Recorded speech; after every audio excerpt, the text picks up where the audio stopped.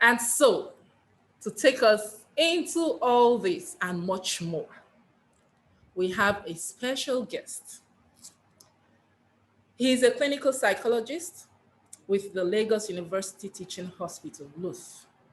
He also consults in his after work hours on employee assisted programs, leadership development, talent management, team development, and people analytics. He has over 16 years work experience, and in the last 5 years, he has focused on mental health practice with clinical experience covering child and adolescent and adults. He has returned to the clinical psychology space to meet the increasing need for mental health wellness and performance productivity in corporate Nigeria and in the millennials. Mom, dads, everyone joining us this afternoon. Please let's welcome Mr. Olumide Okeowo, a clinical psychologist. Thank you so much, Mr. Olumide Okeowo, for joining us this afternoon. We are so glad you're here and we appreciate your time. Thank you so much. Thank you, Mrs. Sobande. And it's a privilege to be here. And thank you for inviting me. Like you mentioned, just a brief background. So Olumide Okeowo is my name, and I'm glad to be with the super moms and dads. I've had, I did psychology, clinical psychology at master's level, and then after school, I sojourned into HR for years, maybe upward of 14 years. Then,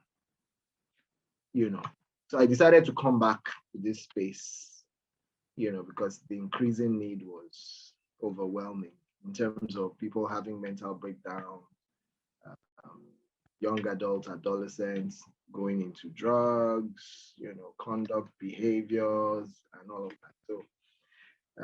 So I'm here, and I work with LUTH, and so for clinical experience, that is a good place to be. So thank you once again for inviting me, and I'm supposed to be speaking about understanding the mind of a child. And so I'd like to share my screen just to support some of my thought processes. Okay, so just a minute.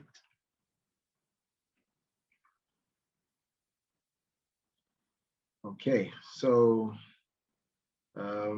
like I mentioned, understanding the mind of a child, of your child, if you will. So from what Mrs. Sobande sent to me, I also just wanted to feature what the super moms do. So this is part of what was sent to me. The objective of Supermom, this group, is to impart participants with principles, strategies, and grace for raising children across all ages. And then in terms of their emotional and psychological health.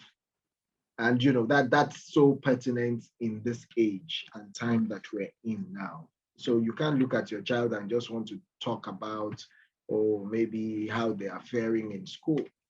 That will be a disservice to that child and to you as a parent, because you will begin to see the effects afterwards. So Mrs. Sobande also just has shown this in terms of what are the expectations that you might, if you will be expecting from here. So feedback from young children, teenagers, young adults, the mix of parenting style and the psychology of children generally, discipline, and then juxtaposing that with emotional health, and then understanding between discipline and instilling fear in your children. So basically that's how we're going to the discussion. So I will speak for a bit, which is usually not my style. I would have loved for it to be interactive, but the way it is, I'm sure there's a time for for people to start, asking questions, let us interact and all of that, because this particular topic is an area that requires a lot of interaction, and it's good that we'll get to that point where we will have to interact. So I mean, I was just since Mrs. Sobande spoke with me, I've been thinking, and this is the space I work. I work with children, with young adults, with teenagers, both professionally and also in church. So that's been quite a bit of time working with them. So by way of introduction, I'm just want to remind the moms and dads that are here that, do you remember when you will receive a mug, best mom in the world, or dad, you have this t-shirt, at the best, and that in a way validates, how much you think you are doing as a parent. When you get all of those kind of gifts, it makes you feel that, oh, okay, I'm doing very well as a parent.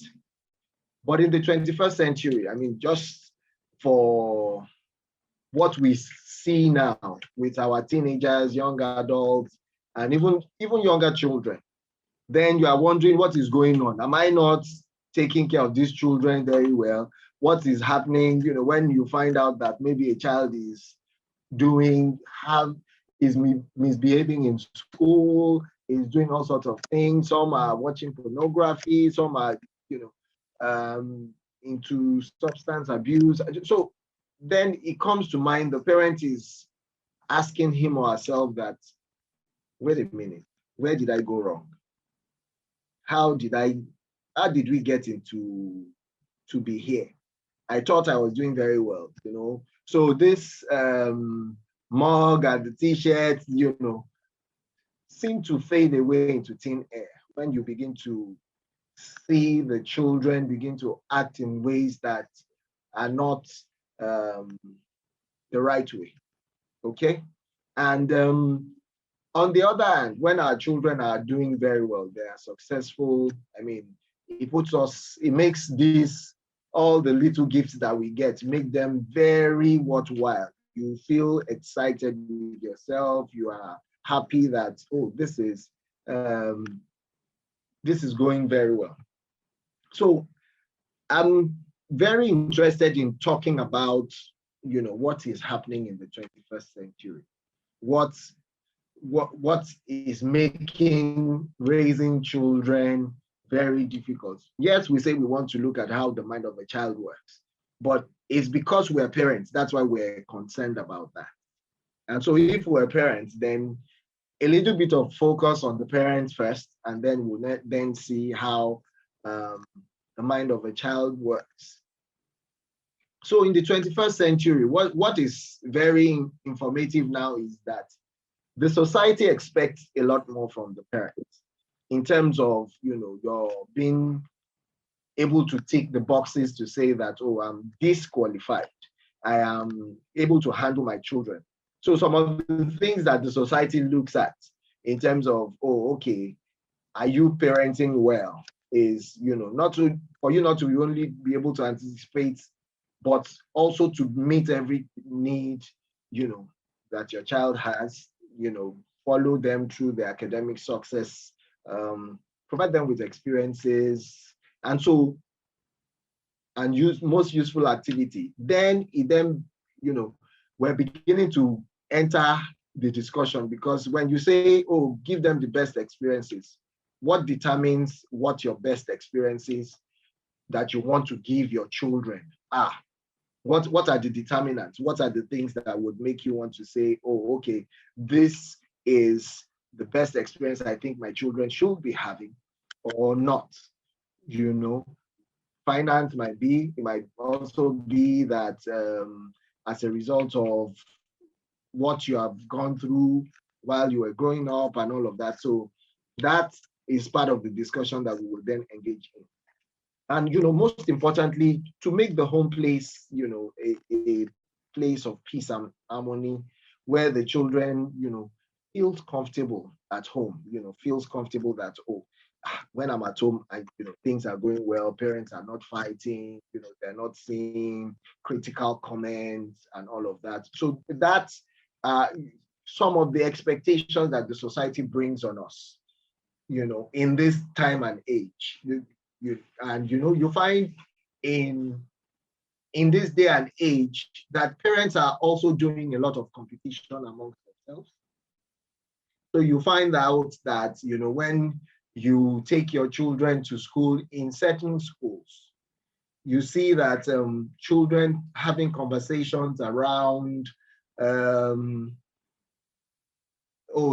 car that brought them to school today. And, they're comparing with their friend and all of that. So, and that's also, parents also do that in terms of some parents do that comparison and all of that. And your children are watching.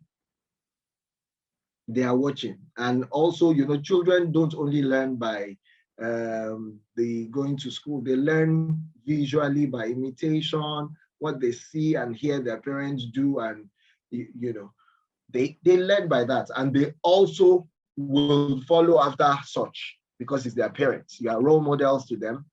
After God, they see their parents, and well, if we throw up a debate, we don't. I would then want to see which one the child would revere more, the teacher in school or the parent.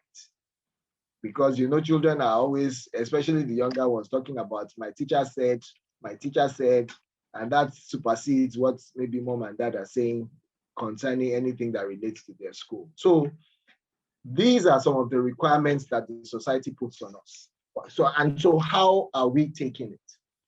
How are we taking it as parents? How are we taking our time to be able to relate, to be able to fit into the society, as the society is putting, some kind of expectation on us, and how then do we make sure that we're able to measure up to parenting, doing what we are required to do. Now, so I decided to differentiate what happens in terms of parenting. So just the introduction that I talked about in terms of what the society is expecting of us. Now, I found out, that there is, when we are talking about parents, there is what drives us in terms of how we then respond to what the society is throwing at us as a parent. And that is this overview that we're talking about in terms of the adult mind and the parent mind. The adult mind and the parent mind. So, like, that bubble that I have is showing, the thought bubble that is showing that, oh, okay, the adult mind will generally move to the side of, oh, my children must have what I didn't have growing up. So when you are letting your children have some of the things you didn't have growing up, for some of us, it goes to the extreme. And, the children feel that they can have their way. And, when any child gets that sense that, oh, I can have my way, I can always do whatever I like and get away with it, they latch on it very fast.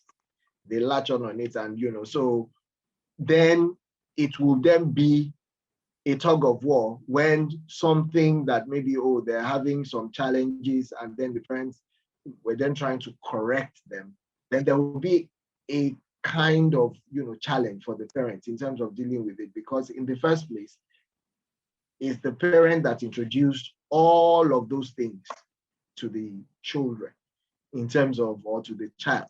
And then there is also another way, that the mind of a parent works in terms of parenting, and that's the parent mind. My children or my child must have what they need to grow to be responsible. So, for instance, like I tell my children that since they were younger, I have a 11 going to 12 and a 8 going to 9. And then I tell them when they were, from maybe 4, 5, when they go out, they say, oh, daddy buy this, mommy buy this. And I always tell them that it's not everything that you want and I can afford that you will get. Because you know that there will be times when if I condone that, there will be times when it is not something that you really need, but because you say, oh, I want it, then you think you have the entitlement to get it. So that sort of is like the parenting mind, to be able to help the child not to have their way all of the time. If you give any child the opportunity to have their way, take it gladly, and then they would, do all beyond that you would want them to do, they will do. So there is this talk between these two worlds, the adult mind versus the parent mind. Which one do you operate in? So that's a question for the moms and dads that are here. Which one do you operate in?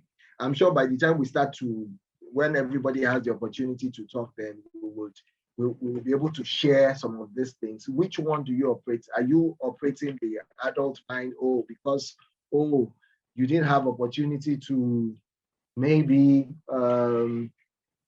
have the best things or have opportunity to get gifts and all of that, then you say, okay, my children, I must bombard, spoil them with, all the things that I didn't get when I was growing up. And then the children sort of feel that they are entitled. Some of them feel very entitled and they feel that, if I want it, then I can get it. Or you put some restriction, you just help them see that, okay, yes, mommy and daddy can afford it, but it's not something that you need, so you necessarily you won't have it because you need it. It doesn't mean because you want it, you will then get it. If it's a need, that means it's something that is important, then you will get. So that is another part of how parenting, has helped shape the children. So we're still going to get to where, we'll talk really about the mind of the child, but that is not so much. I think as parents, it will be good to educate ourselves in terms of the things that we do, and maybe the things that we can adjust or moderate in the way we handle our children. Okay, so now I want us to just look at, the different generations and parenting styles from the 1900s to now that we're, to the present day. And so this just gives us an overview of, how parenting has been over the generations. And so generations generally are, measured or categorized in a period of 20 years. Okay, so like you will see in the 1901 to 24, you have the greatest generation. So the hallmark of the parents or parenting style then was they placed premium on hard work and all of that. Then came, the silent generation. Those were the people that happened to be parenting around the time that there was the World War II. So they also were strong work ethic and children being parented that way. So that then came, in the 1940s to the 1960s, then the parenting style. So the parents, the children of the silent generation and, probably the greatest generation decided to move completely away from the way that parents were parenting. And then they swung completely to the other side.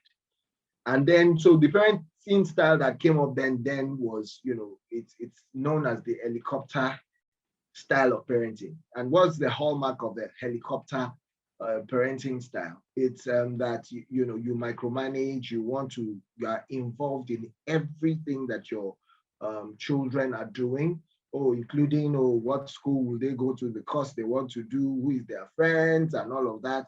And so that was the baby boomers.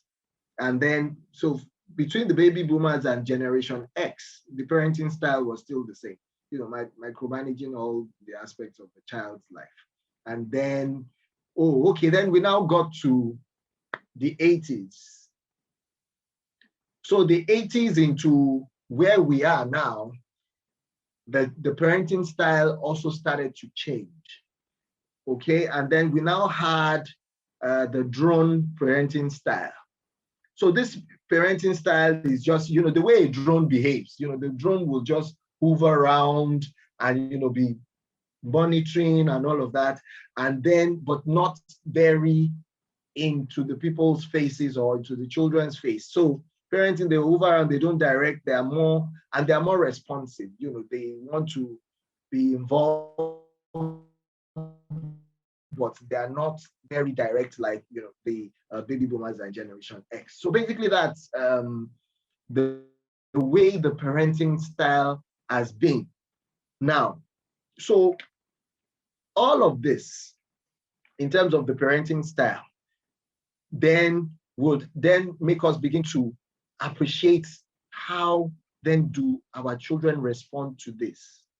Some of the things that is happening now that just like the expectation, one of the expectations is that what are some of the comments that you find with the children, the teenagers, the young adults, some of the comments, that I hear and I've heard. Okay, so one probably will be that children feel that their parents, not all parents, but a large percentage don't listen to them.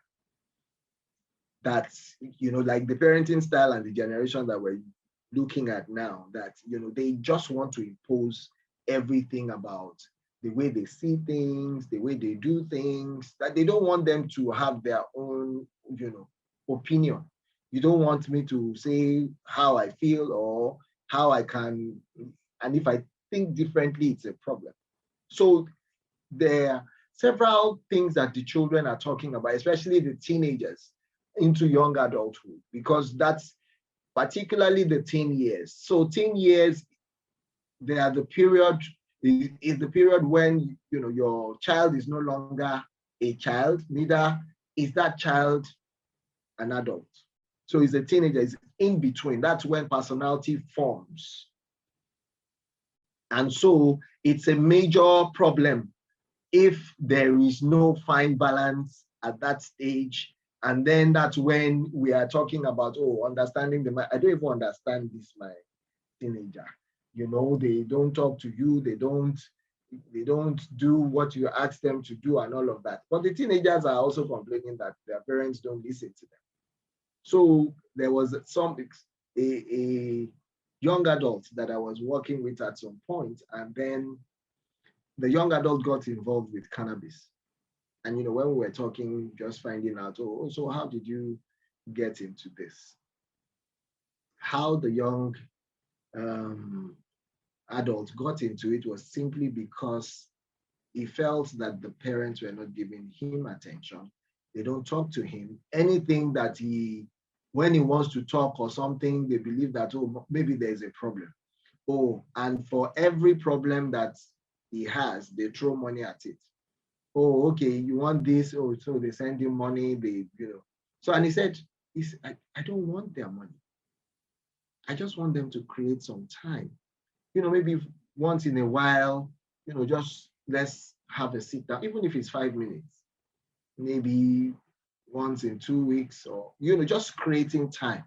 So he said, apparently that's what led him, because, then because his parents don't have time for him, any little thing they throw money at him for, and, that was it. So, of course, he was relating more with his friends, and one way or the other, he got introduced by, one of his friends to take cannabis. And, he was just, okay, curious and all of that. And before you know it, he got addicted. And then the parents paid attention, because of course, they were looking for when they found out, oh, how do we resolve this and all of that. So for me, that's not the good kind of attention to give our children. Okay, it would be nice to pay attention to them, to spend time with them, listen to them, let them have their opinions. But if it's something that you have to balance. Oh, okay. Oh, this what you think. Well, you can't have that, or that cannot happen because this and this and this. I mean, I'm sure for a lot of us that were here, you hear a lot of why can't I have this? Why can't I do this? It's common with this generation. They want to know why. They don't just want to do this and like when a lot of us are growing up, when your parents say A is A, or when your mother or your dad, mothers especially, just turn and look at you with one corner eye, you know what it means. You then definitely behave yourself. Otherwise, you will see yourself after, maybe if there is a visitor around that you are, misbehaving, then you get, the times are changing. And then so we have to get to a place where we also can move a bit to understand, oh, okay, this new kind of generation, it's not that we're giving them the reign of power, but also you must be able to understand what they're going through, how the environment or the world, the expectation the world is having of them as well. Just the same way I started with, oh, okay, that the society or the world has expectations for parenting. So is also for children.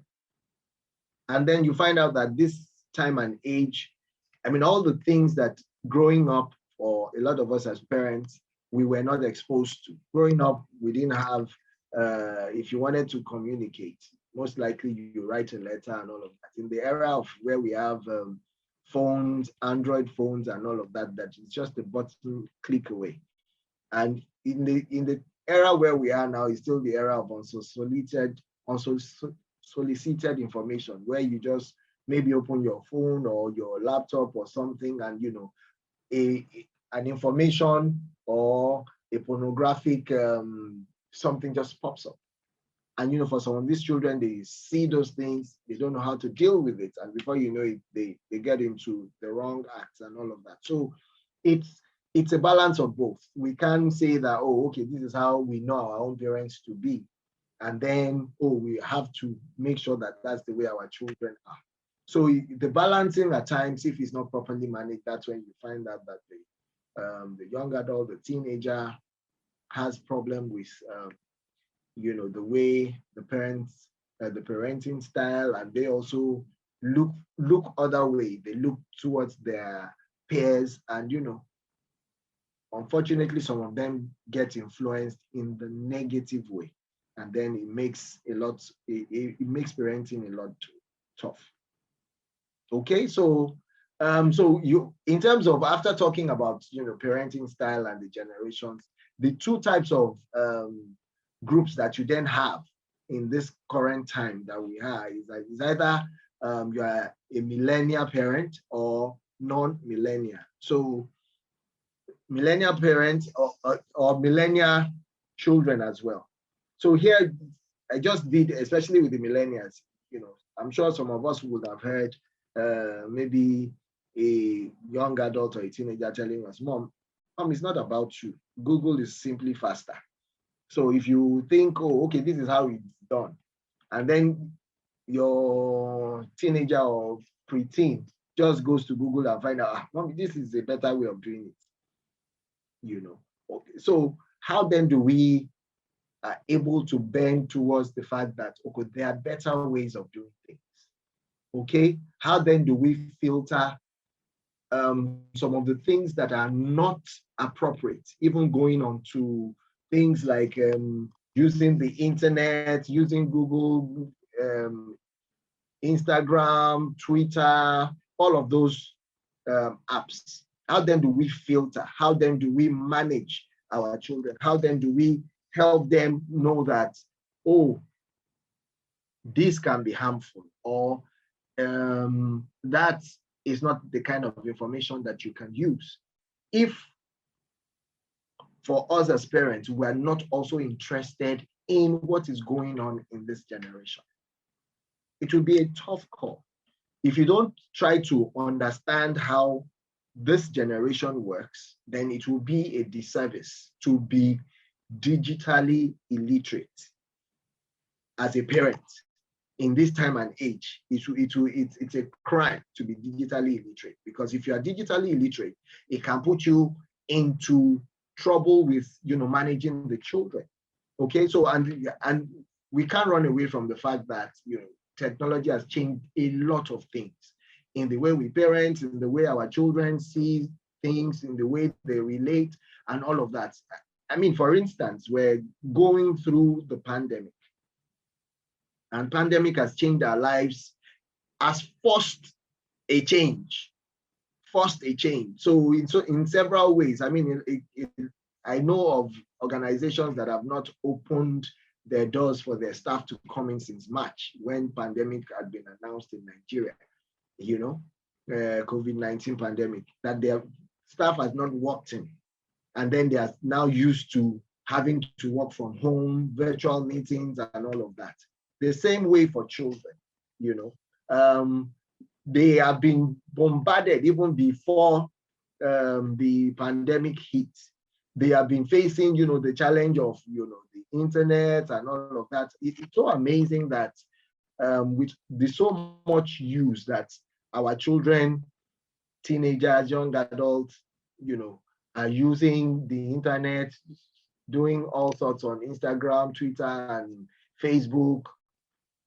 Now that a lot of them have to do online school. I mean, I've had several complaints. I don't like this online school. It's so tough. And my question is, but you are always on the phone. What are you doing on the phone? Now that you now have to school on the phone, why is it so difficult? So it is. So if you weigh that, you will see that, okay, having fun or doing what they like to do is different from when it is something that is now regulated, which is, okay, you cannot but be in, if you are going to online school, you have to be in class. You have to, learn and then know that. So the pandemic forced a change.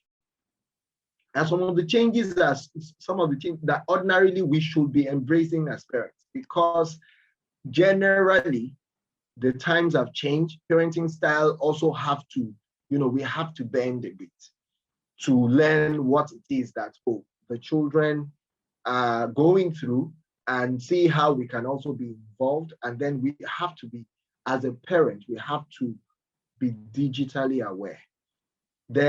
Just the same way you have internet and all of that, there's so many things that the children will say with different codes that you will not even understand what they're saying. And they're saying a lot. They're talking to their friends and they're saying all sorts of things. We want to go out, let's go out to a party. And they just write it in different codes. And then you are as at a loss to what's going on. But you just see that things are going on. So I just want us to also realize that we then need to be able to move and begin to understand our children generally. So, so in terms of understanding the mind of a child, so let's then quickly focus on our children. And then there's also the expectation about, okay, how do we discipline? So this is purely a scientific process that I've shown here. This is the psychosocial theory of development for a child, even up to when they become adults.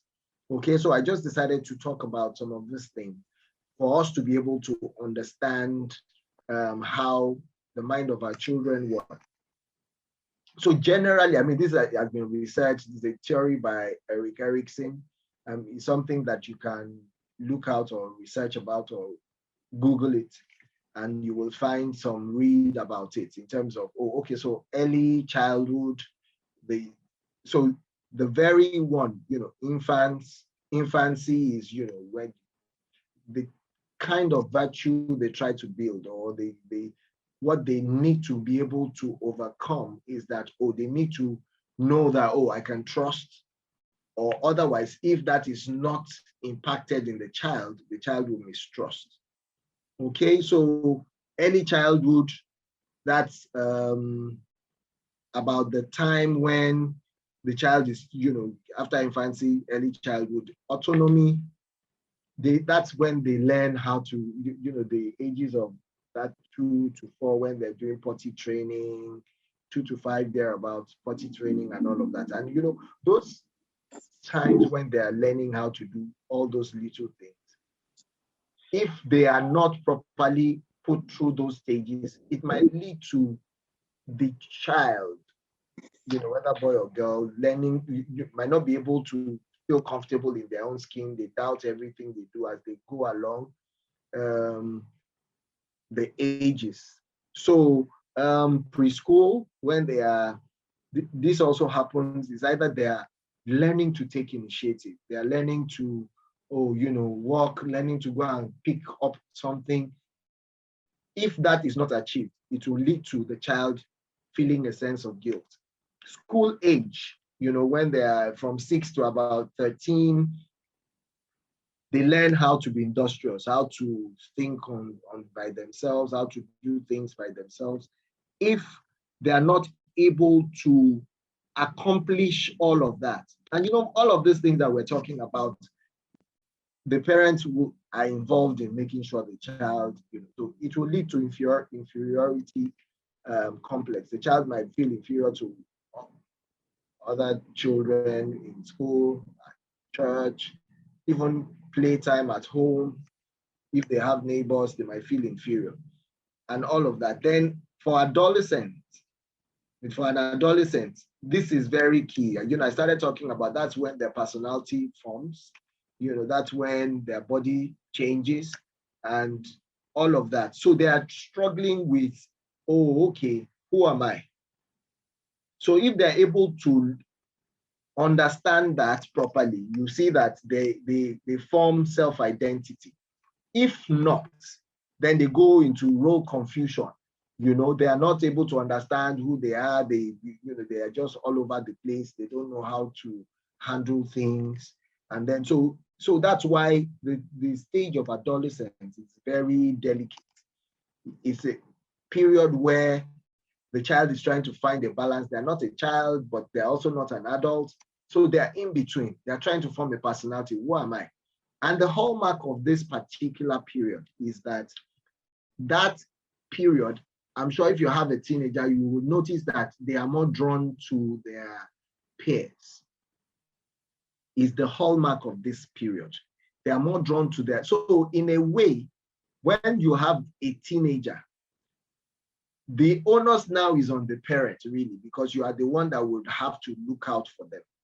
Otherwise, they would readily just be tuned to their peers, because that's for that period of their years, that's the hallmark. Research has shown that they are drawn more to their peers at that time. So if you have teenagers and you're wondering why are they more drawn to their peers, and then if they are wondering why, like the example I gave, that, why are my friends not, you're not asking them questions, you just leave them to their own, things that they want to do. You see that they might be influenced by their peers, their mates, whether at school, wherever they, the kind of group they belong to, they can be easily influenced. So parents you can't leave your teenager at this point, because that's when you need to also impact them. You also guide them. You also have to direct them.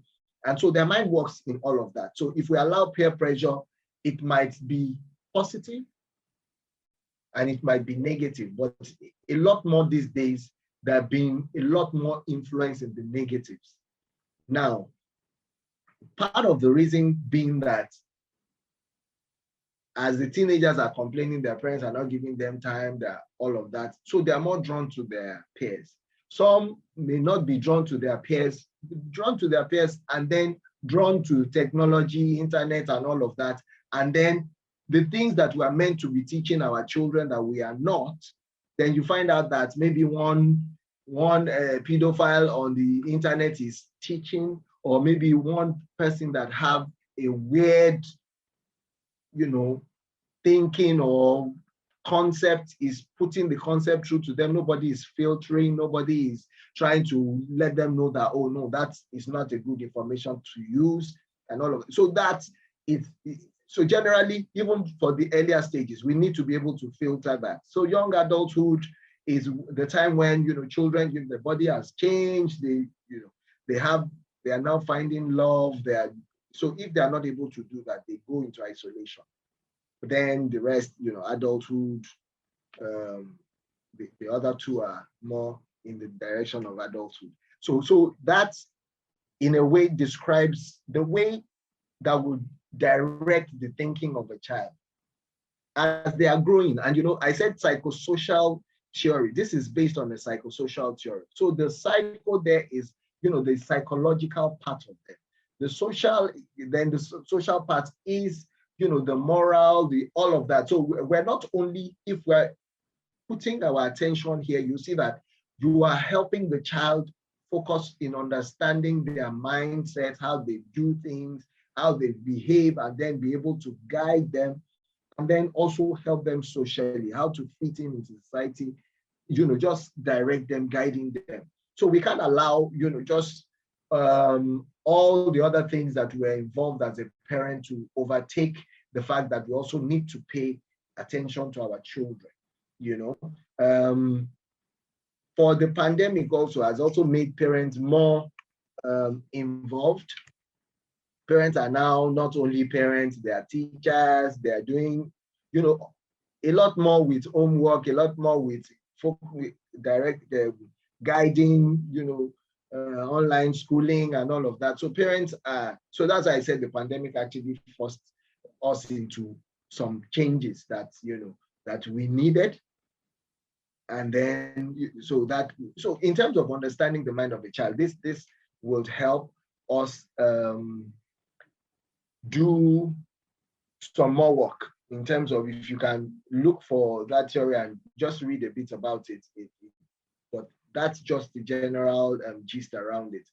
Then in terms of discipline, so I was looking at,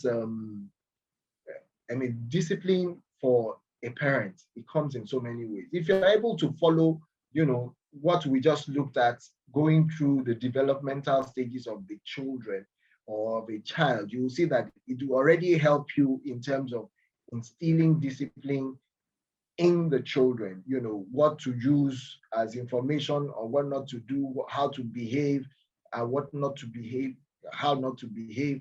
When you see that, oh, okay, maybe they're using too much of, the gadgets and all of that, control of screen time, helping them to structure their time, or in terms of, oh, you have to read your book at this time, oh, time for play.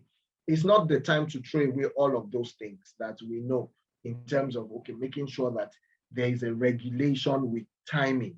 Time management is very important, which I believe is one of the things that children growing up now are not used to. They're not used to, apart from maybe school, where they know that, oh, it's compulsory for them to do this subject at this time. But we also need to also help them organize their lives around other things, in terms of understanding that there must be your ability to do things in, in a timely manner or in an organized way and all of that. So that's discipline. And if you look at the slide that I have underneath, on the part that you have two slides, you see it's showing discipline according to the person, James, I can't see, Cordira. I hope I got the name correctly. Says discipline is consistency of action.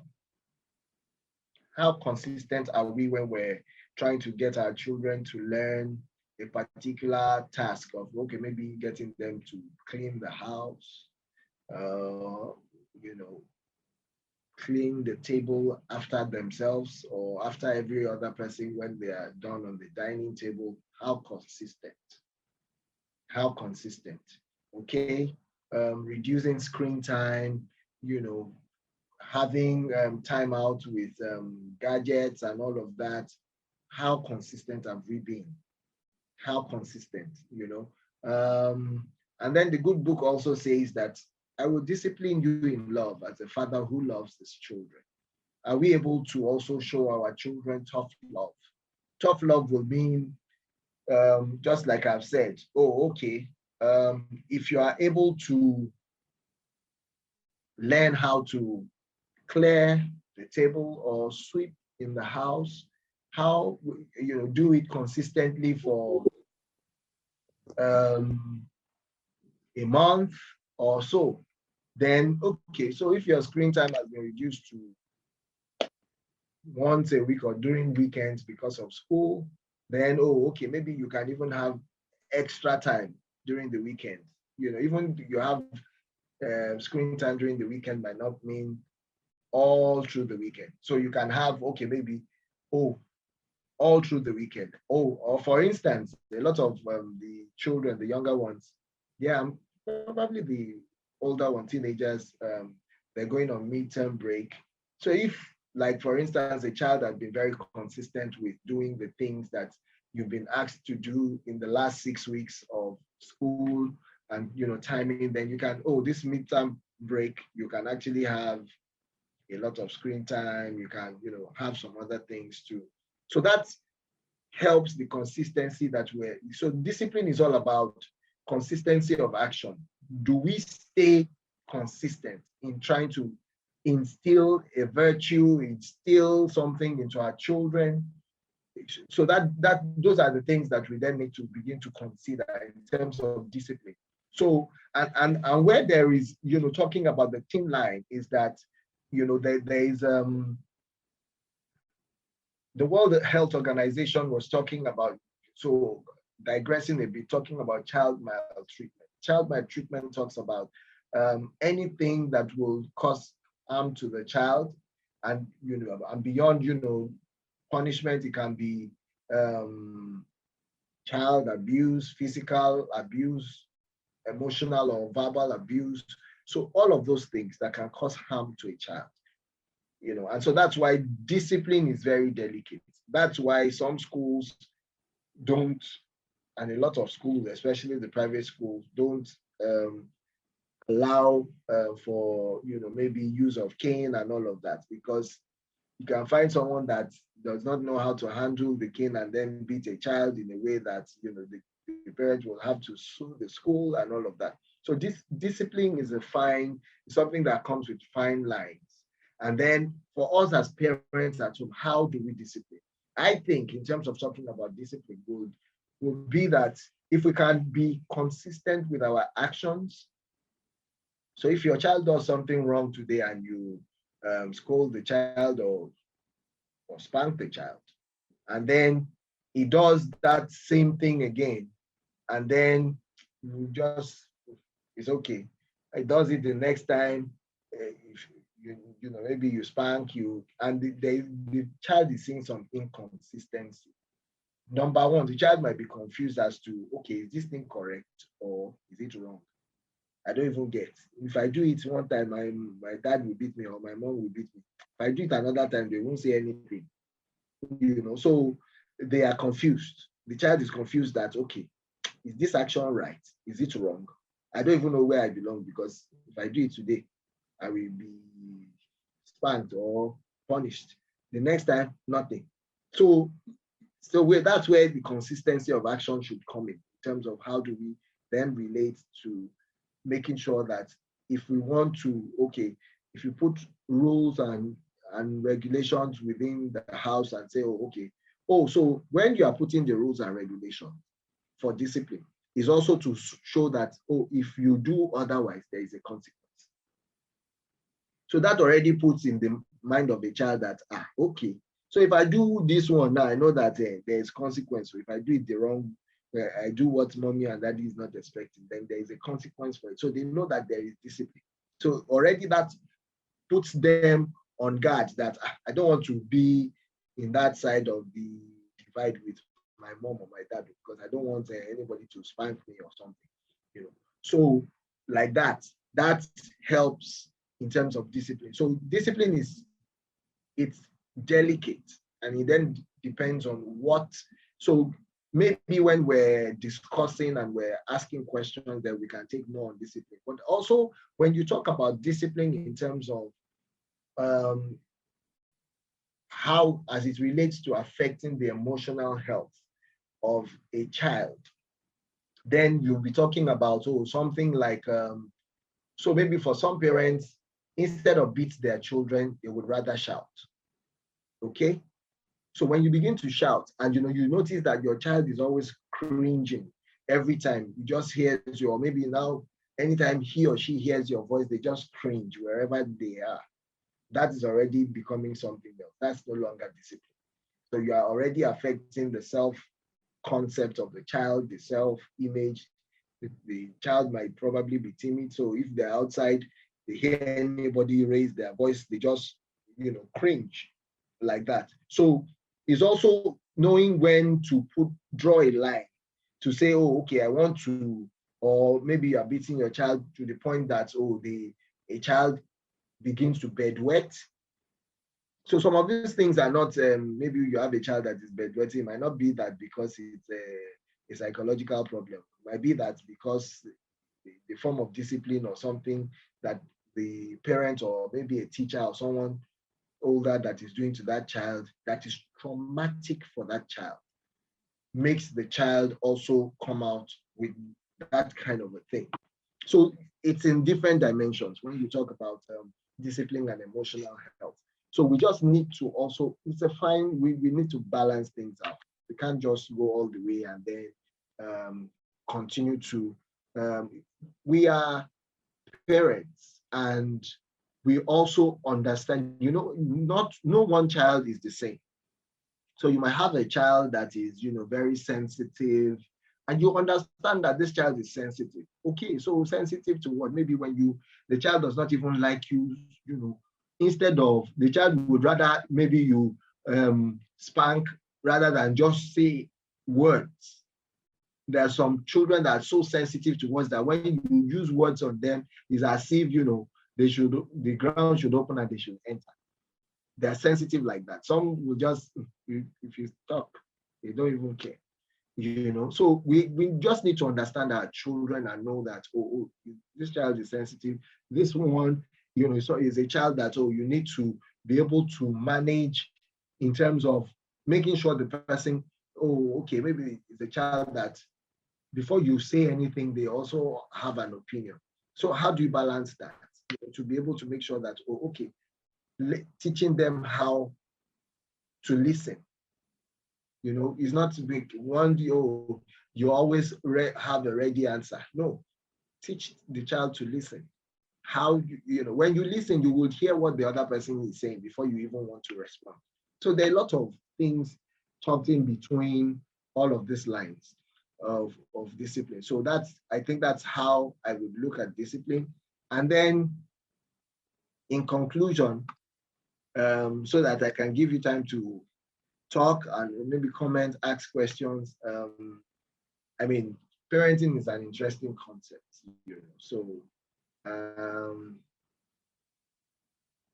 the things that it's universal at the same time, it might be varied based on, how the parent grew up and, the different environmental circumstances they've been in. And so we can't then be very cast in stone in terms of saying, this is how you must do it, or this is just to be able to see the areas where we can adjust, where we can adapt. And then, for all of us as parents, we're just interested in making sure that our children grow up healthy and well, and not only just physical health, emotional health. There's a lot of children that are breaking down for emotional reasons these days. And so for us that are in that space, we just wonder that how come a child of 9 is having depression, clinical depression? You're wondering, what's going on? How did a child of 9 get to that kind of space? So it's just that so like I said in the last part, that is in bold format. Let's say learning and adapting along the way of parenting is key. So thank you very much for listening. And then I hope to be able to discuss questions and maybe listen to comments, and then we should just to share some thoughts together. So, Mrs. Sobande, over to you. Thank you. Thank you so much, Mr. Okeowo. Thank you very much for that very, very rich session. So, parents, there you are. The floor is open.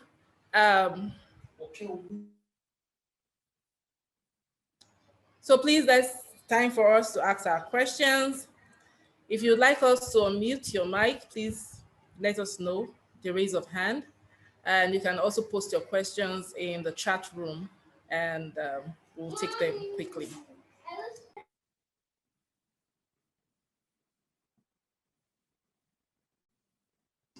It's Q&A time. Parents, it's time for us to ask our questions, Q&A. Okay, I have one. Let me go quickly to the chat room and see. Okay, there's a question here. So it says, I have a 3-year-old daughter who is very strong-willed, and it's what you ask her not to do that she will do. And so she has a new strategy that when you ask her not to do something, she'll go and hide somewhere and do that same thing. And then because she's so strong-willed, I spank her a lot, according to the parents. I spank her a lot, and sometimes I feel bad. And I'm wondering, is there another way to discipline my 3-year-old little girl instead of spanking her all the time? Because it's as if it's only spanking that gets her Okay. to do the right thing. So please, this parent is asking for help. Oh, okay. Thank you. Um, I was laughing when you were reading the question because 3-year-olds, they can be very interesting. That age is very interesting, and it's okay for the child to be strong-willed, but spanking should not be the order of the day, because after a while the child will get used to the fact that, well, as she grows older and she is used to spanking, she will just think that, oh, the best mom can do is to spank me. And so that will not make the child want to do or behave in other ways. Okay, so if there is a particular thing that she does that you are trying to correct, okay, then how about if you get her to see that, oh, okay, if you do this, you will be spanked. But if you don't do it, you and mommy will be good friends. Yes, you said she will go and hide to do it. And then, but making her understand that that thing is not the right thing also would help her, because if you keep spanking her, after a while, she just gets used to the fact that it's spanking. Okay. Oh, she does. So for me, it would have been interesting if there is, an example of maybe some of the things she does that we can work with, and then see how we can help her see other ways of doing that thing. Or, I mean, if it's something, if it's like a bad behavior that you see that she's doing, you can also get her maybe some educational videos that is talking about all those kinds of attitudes, that, oh, this is how to wash your hands, this is how to, greeting and all of that. So she knows that, oh, okay, when she sees it and she's watching it all of the time, that, oh, okay, this is how to behave. Oh, this is how to do things. That also would help the child also know that, oh, it's not only, oh,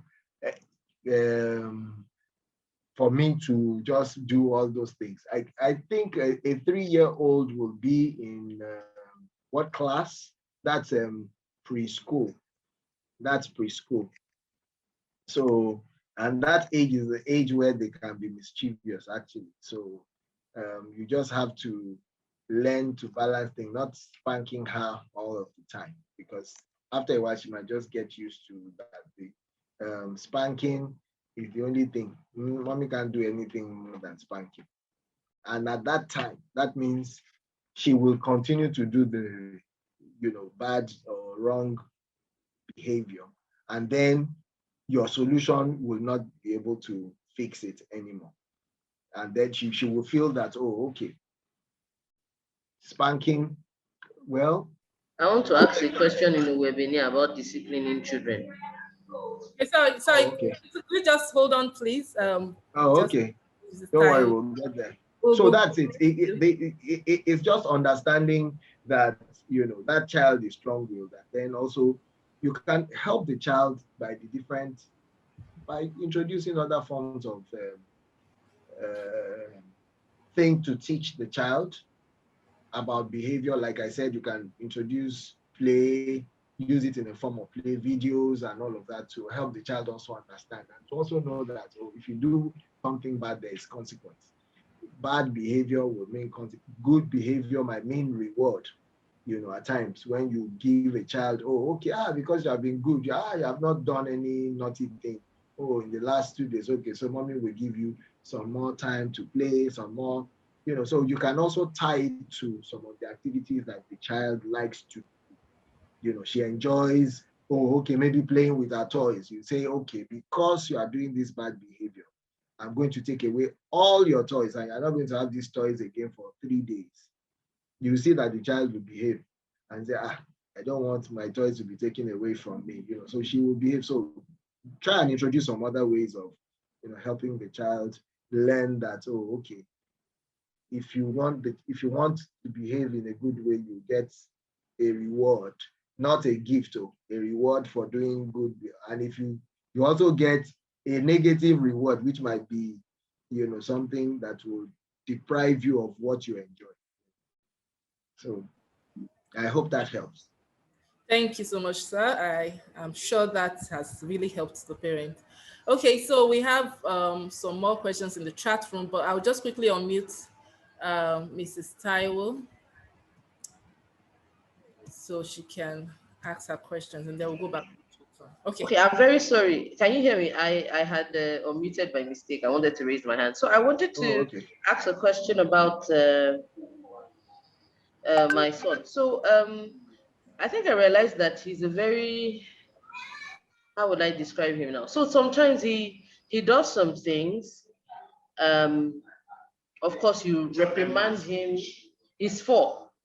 He does some things, you reprimand him and tell him it's wrong. Okay, so the typical punishment would be face the wall, and he starts apologizing. And you ask him, why did you do this? And then he says, but I didn't want to do it. And doesn't give the response. And then you punish him, and then he does the same thing the next time. And it could be things that, range from hitting things on his toy, so it destroys the toy. You buy an expensive toy, and then in the next couple of days, what's the days? In the same day, it's fault. And then you tell him, why did you do it? And then the answer is, I didn't want to do it. Or, okay, the one he did recently, he told a lie. And I'm like, it's wrong to lie. Why would you lie to me? But I didn't want to do it. But why did you do it? And then he keeps quiet. And then goes, I'm sorry, mommy, I'm sorry, mommy. But he keeps doing the same thing. So, I mean, what's the way to handle that? My default way would be face the wall and then, deprive him of some of the things you usually give him.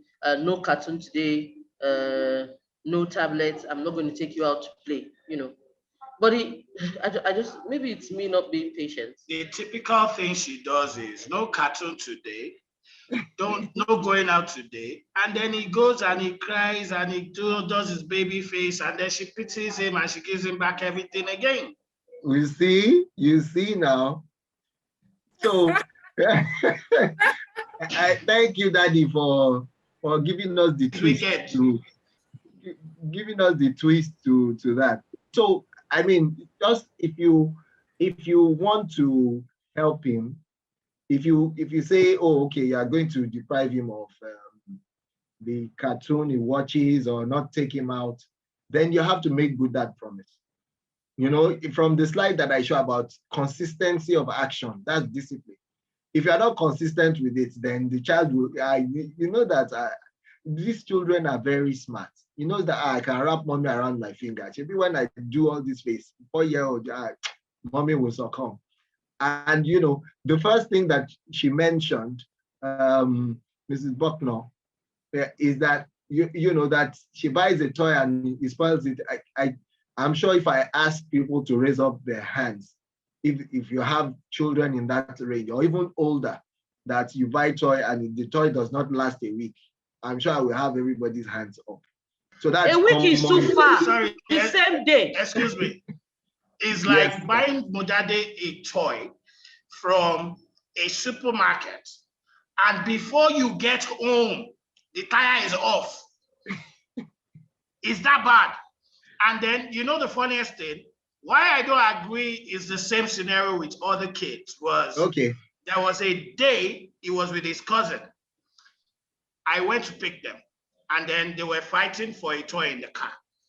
So I'm like, by the time I get home, these guys will destroy the whole house. I entered the supermarket. I bought 2 cars, same thing. Oh yeah, Fred, Jimmy, take your own. Modade, take your own. Before we got home, with that day's old, with his somersault, accident, everything, he has finished it. Fred Jimmy's own was still intact for at least till he left here. He was here for the weekend. Okay. So can we buy him other kinds of toys that is not, so if you buy him things like Lego, you know, things that is not something that he can really just break, you know, getting him to learn in other ways, maybe not buying him toys that, you know, generally, apart from, you know, you saying that he, you know, likes to, once you would dismantle and all of that. But generally children, in that age group, even up to 6, 7, 8, 9, when you give them, it might not last a week. They will want to. So curiosity might be, you know, in terms of, oh, okay, so you know that, oh, he gets all those kind of toys, cars, and all of that, and he opens them up and all of that. Then maybe you want to change the kind of toys you're buying. You want to buy him bricks, like the Lego bricks and all of that. That is not something that it will just slam on the ground and everything would, you know. So, and then getting him to be more involved in things that would help his mind be more active, you know, his mind is active, and then the physical, this thing. So now we're getting him into a place where he's using his mind and energy to construct other things rather than, so if you're buying him things like Lego, things that he can begin to build, use his mind and then physical energy to put it into it and all of that. So I think that will help. Maybe change of toys and all of that. But it's still good that you have to be consistent with, oh, if you tell him, oh, you're not going to watch cartoon today, or you're not going to go out with mommy and daddy. And then, I mean, maybe, well, you're not going to watch cartoon today would be more plausible in terms of carrying out the action. So if you have younger children that you can't leave him alone in the house, definitely if you tell him, we're not going to take you out today when we're going out, that might not be possible. So we also have to, you know, the actions that we want to take must be actions that are achievable. You know, you must be something that you know that, oh, when you tell the child is something that you know that you'll be able to. So if you have only younger children, maybe 5-year-old and downwards, and maybe you don't have a help in the house. So if you tell a child that, oh, we're not going to take you out, and you know that there's no how you can leave the child at home. So that statement of action that you have told the child will not work. And the child will see it as, okay, it's my opportunity. I know that if mommy says that, it's not good, because eventually they will still take me out. He might not even know as a 4-year-old that, oh, it's because there is nobody to keep you in the house with. That's why we're leaving. But the action also must be the one that you know that you will be able to carry out. And then the consistency of the action, which is the discipline part, the consistency of the action.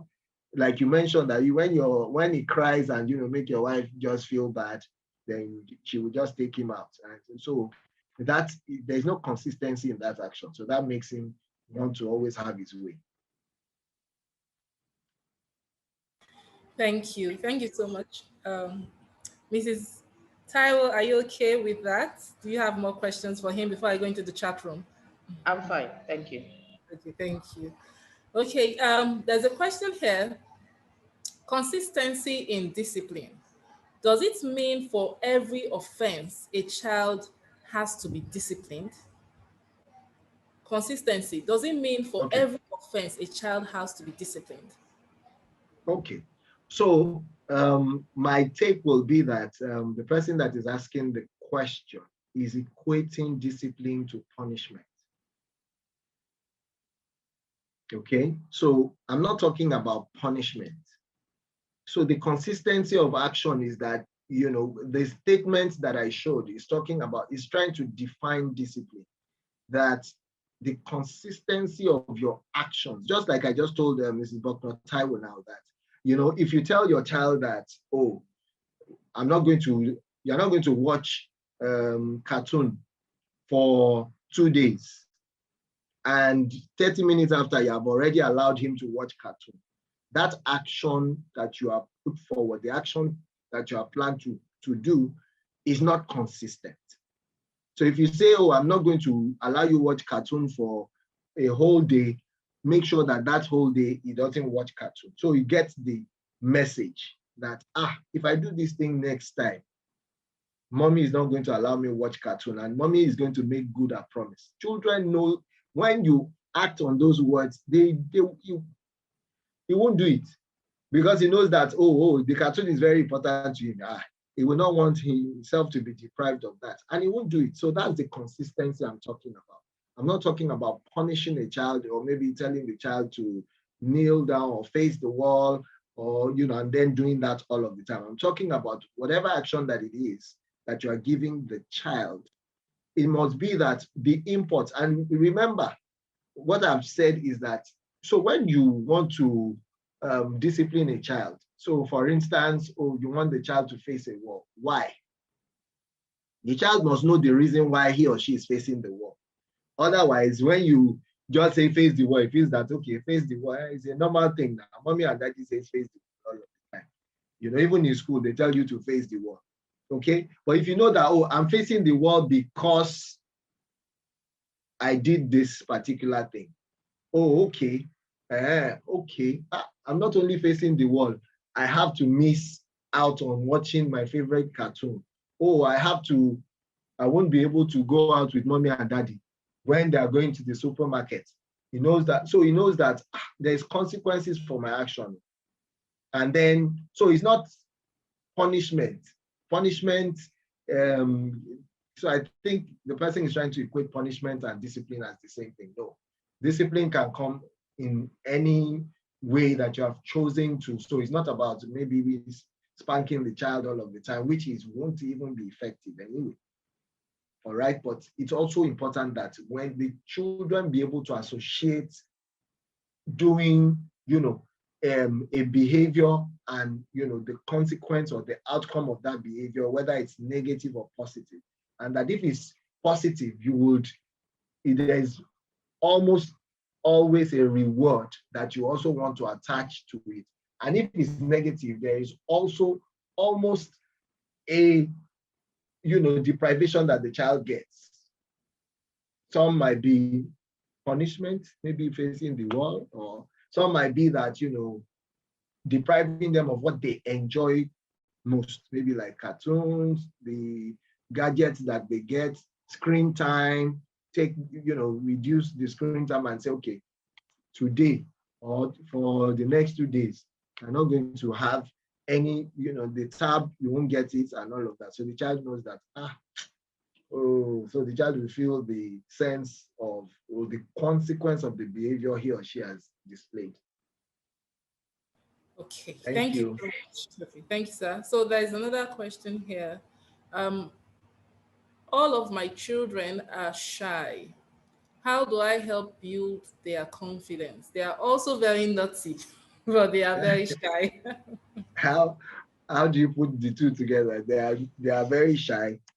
When you say shy, is it that they don't speak? when you have people around, or they are not able to speak publicly, or that. So you need to also qualify that.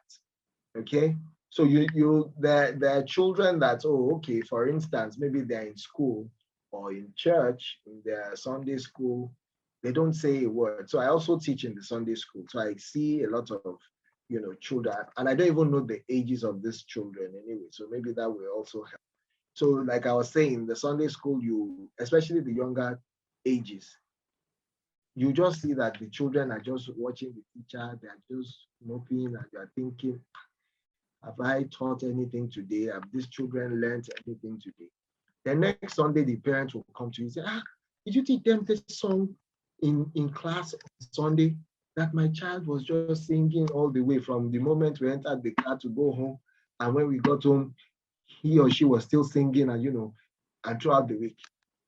And to you, the teacher, that you think that the child didn't even pick anything because the child was just listening, looking at you, and all of that. So it might also be that, for that child, depending on the age, it might be that, they're just assessing the environment, knowing that this is not a home environment, so this is not my comfort zone. And then they are not able to express themselves. But, like you mentioned, of course, as a parent, you will know when your children are shy. And then, so you might have to start encouraging them depending on the kind of activities or for the age group that so for instance, you can, if they are shy and maybe they are not able to face people, you can get them to be reading at home. So maybe family time, when we're all together, you pick one of the children to read. Okay. Or it might be when you're having family devotion or something, get one of them to read out the devotional or something. Get them to read, get them to some of the things they don't like doing. So you encouragingly help them to do those things. Get them to read. If maybe there's a visitor and they just disappear, they just go and hide, they don't want to. So you can call them to, come and say hello to uncle, come and greet, So that helps them to begin to free up their minds and all of that to find. So, and you also have to, at times you might just ask them, are you shy? Why are you shy? So some of these things can also be discussed. That why are you shy? You might say, Mommy, I'm not shy. Okay, but I see that anytime everybody is reading or you are supposed to read, you don't like reading, or maybe when you are reading, you don't read out, your voice is always going down. It's as if so that's why I'm assuming that you're shy. So if you're not shy, so when you are reading the next time, read out loud. So some of these things, when you also engage the children or the child in that thing which you want them to do, that can also help them. But if you have really noticed that they are not, and maybe depending on if they are generally shy, then you then need to help them with, putting activities around things, or maybe even when they go out to play with their friends, or get them engaged and all of that. But you can introduce some of those things within the house, get them to read to their siblings or to their parents. Those little things will help them. And then you can talk to them directly about it. That, you always look shy. You are not always comfortable when, then let the child respond, and then help the child, introduce things that can help the child at that, based on the information you have gathered from the child. So I think that will help. Thank you. Thank you so much. Thank you, sir. Here's another question. Whenever my kids are naughty, I take away their pleasure, like tablets, favorite show, favorite shoes, favorite movies, and others, rather than beat them. Is this a good approach? Fantastic approach. It's good. All It's right, good. thank you. Okay. Okay, here's another one. My kids are very playful. How can I get them to concentrate when it comes to their studies? They are only serious with schoolwork, but when it comes to reading, they are not interested in that. How can I Oh, get okay. them to concentrate on their studies? Yeah. All right. So the first thing first, just like work is business for adults, play is business for children. So we need to get that right. Play is business for children, while work is business for adults. So if you have that at the back of your mind, now in terms of guiding them to do their work, I mean, apart from when they're in school, is also to help them plan their time. There was a time at home that I did like a timetable. Oh, okay. From this time to this time is when you are doing this, you are in school at this time. Oh, the next 1 hour, you are supposed to do homework. The next, maybe clear the plates and do whatever it is. Oh, the next 3 hours is for time out. You have to, you watch movie, you watch it, then sleep time and all of that. So because they are looking forward to the time of, when they are going to play, that, okay, you also have to do your own work in between. So like I mentioned, some of those things can slip off if we're not consistent with the action. So if you do like that kind of a timetable, of course, which for me too, I wasn't consistent in it for a very long time. Of course, after it will slip off again. But when you go back to it and become consistent in getting them to do those things, you see that they are able to, be able to do those things. And then for schoolwork, children, they, of course, even for adults at times, this work is too much. Let me go and sit down somewhere. They would rather play than work. So we still have to guide them and say, oh, okay, it's time for you to do your homework now. It's time for you to study.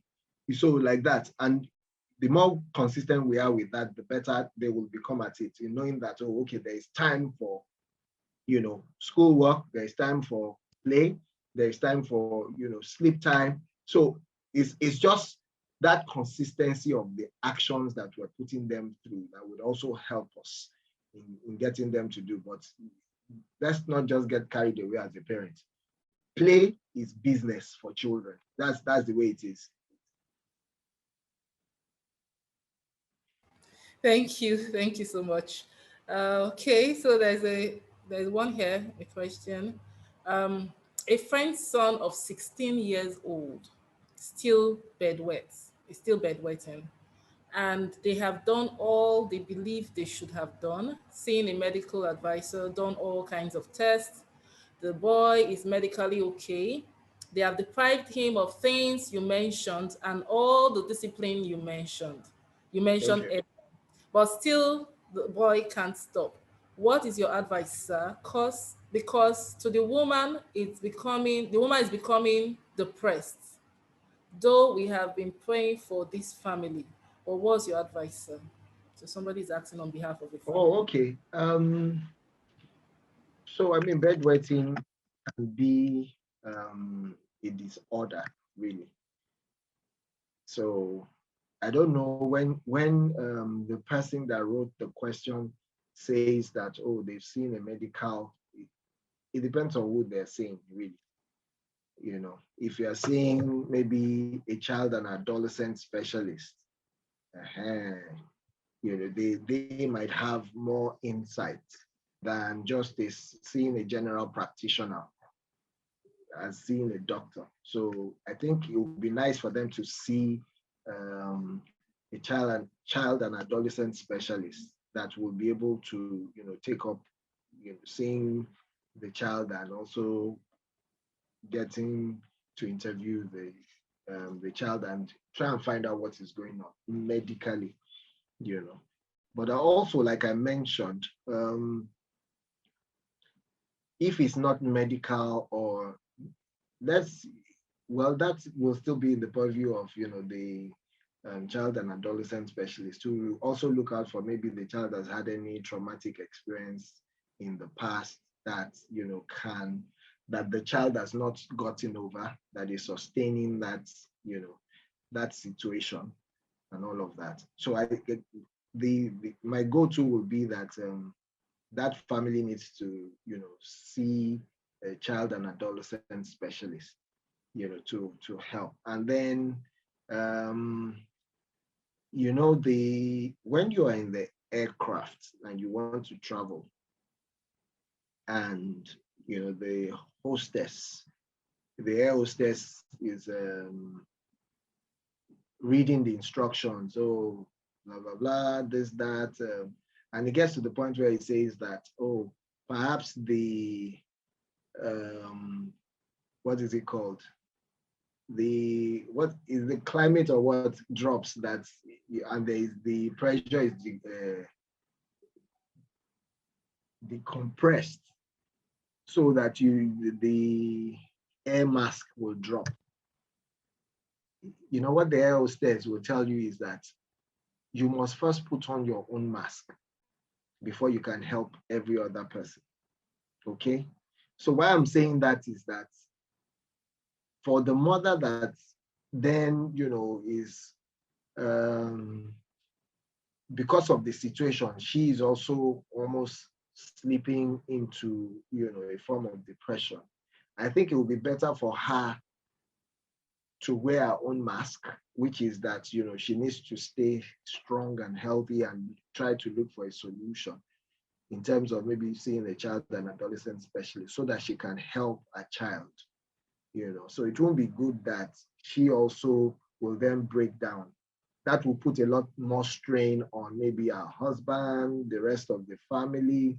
So my appeal to her is that she should just stay strong, and then they should not relent in trying to look for, maybe find a professional help, pray about it, and, there will be a breakthrough somehow by God's grace.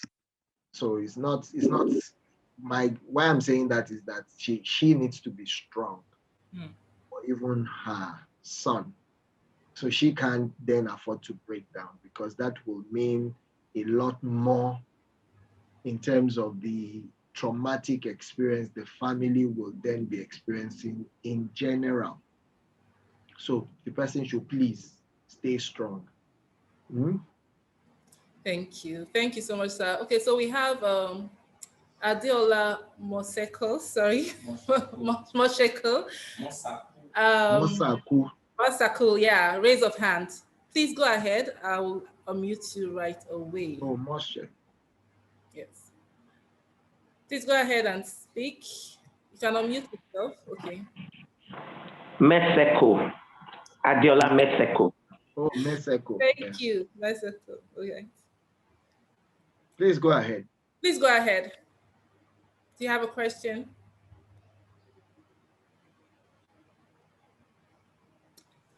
You are raising your hand, sir, Mr. Adeola. So that's why she is asking you to speak. Okay, maybe that's in error. She raised her hand in error, I suppose, he or she. Hello, parents. You want to say something? You want to ask a question?